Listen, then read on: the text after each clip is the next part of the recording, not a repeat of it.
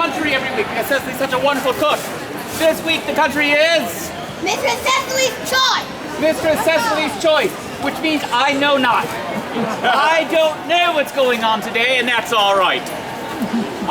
But before Cecily does arrive, some people have told me that she's been hinting at a proposal. She and I have been seeing each other for about 5 years now. Oh, don't get excited. It's only been 4 dates in 5 years. Okay, so the shortest one was a fortnight, but still, they're good dates.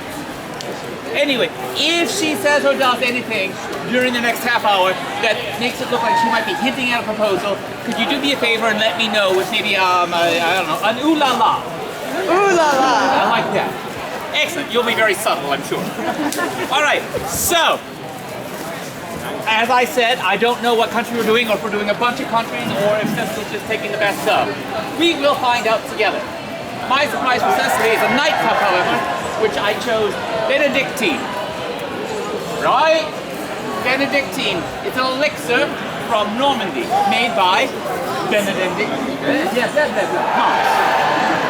it is so famous that King Francois traveled to Normandy just to taste it and gave it his royal approval. So, it must be good. And remember, because it's made by monks, it's medicinal. Because monks know best, right? They're smart. They're very educated. We will also chat very briefly about what some gentleman was singing on the street before. He said, I like big butts and I cannot lie. Well, of course we like big butts. Who wouldn't like big butts? Right? Big butts hold more.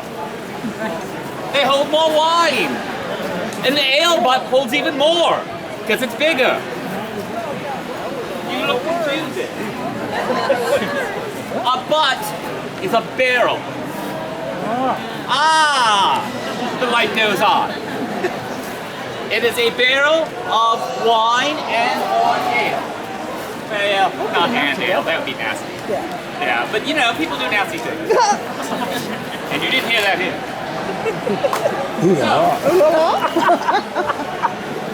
A butt holds about 105 gallons. All right. Give or take.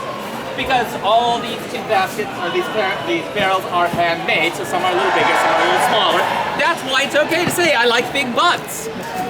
Now, if a butt holds 105 gallons, how much do you think a ton is? A ton of what? It's 2 butts, so 210 barrels. What's half a butt?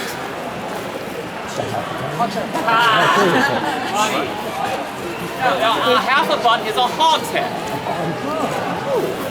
So again, if a butt is 105, a hogshead is what? 105 divided by 2. 2.5. Where's the name hogshead come from? Oh, interesting. So, some people think that it's because a lot of the English casts, the hogsheads, are stamped with a staghorn. But because they're stamped on, it didn't turn out very well. So it looks more like a hogshead. All right, so what's a half a hogshead?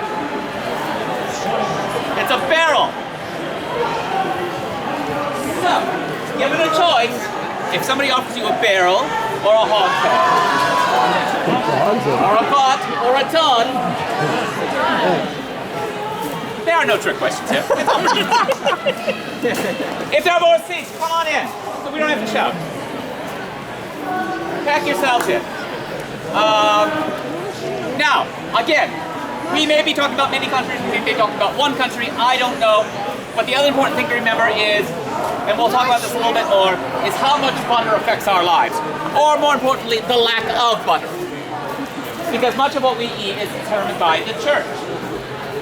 And on fasting days, we can have nothing that is either flesh nor fowl, or not anything that comes from flesh nor fowl. So that means no eggs, no milk, no cheese, and no butter. This is such a big deal because there's not a lot of good substitutes for butter. Our only choice really is olive oil, which is from Italy, and they're charging a lot, and they're sending us the bad olive oil. Let's be honest. the Italians are keeping good olive oil for themselves.